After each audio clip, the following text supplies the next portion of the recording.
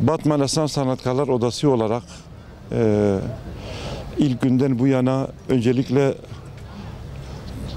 hepimize geçmiş olsun. Vefat edenlere Allah rahmet eylesin. Yaralılara da Rabbim şifalar versin. Ailelerine sabırlar versin. Allah-u Teala böyle bir acı daha yaşatmasın. Duyduğumuz ilk dakikadan sonra biz elimizden geleni yapmaya çalıştık. Batman Esnaf Sanatkarlar Odası olarak Umut Kervanı ile işbirliği içinde.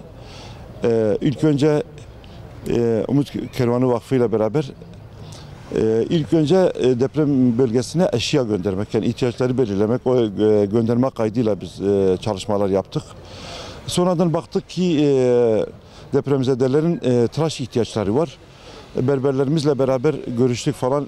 Gönüllü olarak berberlerimizi Umut Kervanı koordinasyonuyla getirdik deprem bölgesine. Sabahtan beri depremzedeleri tıraş ediyoruz. Yani hakikaten zor bir durum, çok zor bir durumda olduklarını gördük. Allah-u Teala böyle bir acı daha yaşatmasın.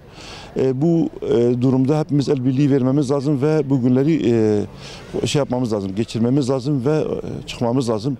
İnşallah da çıkarız yani el birliğiyle. Allah-u Teala emeği geçen herkesten Allah razı olsun.